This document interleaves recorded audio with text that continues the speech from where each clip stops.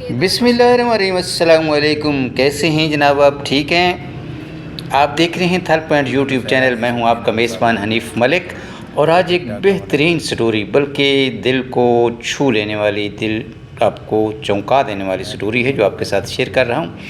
अच्छा, शौहर का नाम है अज़हर और बीवी का नाम है महविश। ये 28 चक में रहते हैं। जुम्मा के दिन वो घर में हंसी खुशी से रह रहे हैं, लेकिन बीबी के दिल में कुछ होता है, कुछ खोट होती है। वो अपने मियाँ को बोलती है कि हमने आज शहर जाना है, मेरी तबीयत ठीक नहीं। सुबह से वो घर में ड्रामे कर रही होती है कि जी मेरे सर में दर्द है, मेरे पेट में दर्द है, ये है, मैंने वो जाना है, मैंने मेडिसिन लेनी है, मुझे शाम को शहर लेके जाना है। वो कहता है अच्छा ठीक है, चले जाएंगे। शाम को वो चलने लगते हैं तो घर से तो अंदर जाती है, अपना बुर्का पहनती है और बुरखे में एक खंजर छुपा लेती है। जब बाहर आती है तो उसका शौहर उसको बोलता है कि तुम ऐसे करो कि ये जो हमारी बेटी है ना, बेटी की उम्र 2 साल है, इसको तुम उठा लो या तुम इसको पकड़ लो पीछे। वो कहती है कि नहीं, मैंने नहीं पकड़ना, मेरी तबीयत ठीक नहीं है, तुम इसको आगे बिठा लो।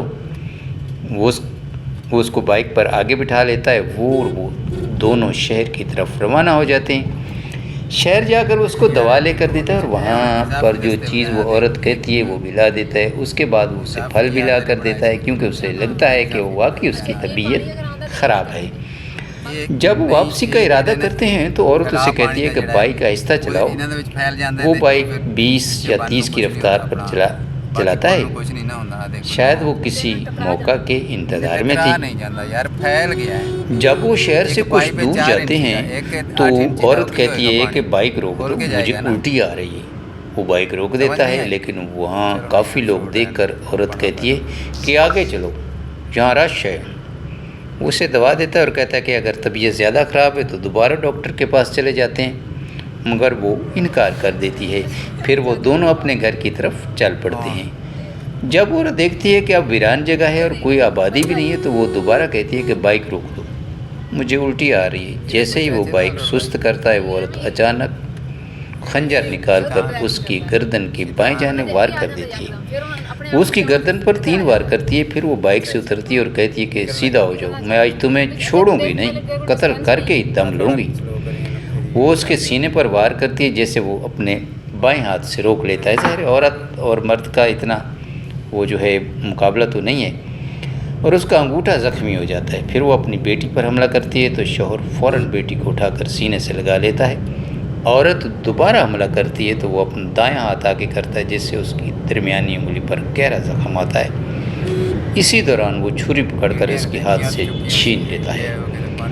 इस मौके पर औरत भाग जाती है और उस आसपास के लोग जमा हो जाते हैं। शदीद खून बहने की वजह से शौहर बेहोश हो जाता है। बाद में लोग उसे अस्पताल लेके जाते हैं, तो वहाँ जाके ये सारी स्टोरी पता चलती है। अच्छा, इस पैगाम को ज़्यादा से ज़्यादा शेयर करना है ताकि इस तरह की जो वारदातें हैं, क्योंकि वो औरत जो अब भाग चुकी है तो मालूम हुआ कि ये अपने लिए नया शिकार तलाश कर रही है और उसके घर वाले भी इस काम में शामिल हैं।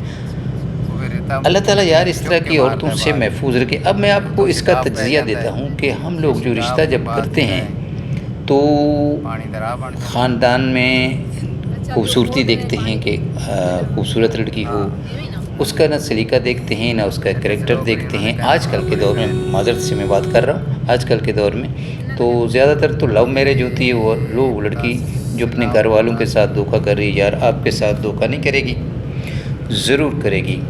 तो ये इसी तरह की औरतें होती हैं जो जनाब जिनका जी दिल भर जाता है, या फिर ये होता है कि उनका एक प्लान होता है कि चलो जी शादी कर लेते हैं, इसको लूट पाट के या इसको मार के या किसी तरह के जो शियार रखे होते हैं पीछे शादी से पहले के, तो इस तरह की फिर वारदातें आजकल बहुत आम हैं। औरतें जो है बच्चों की पैदाइश के बाद याराने लगाती हैं, फिर अपने अशराओं के साथ मिलकर खावंद को मार देती हैं, जला देती हैं, टुकड़े टुकड़े कर देती हैं, या अकेले में उसको नशा और गोलियां दे के।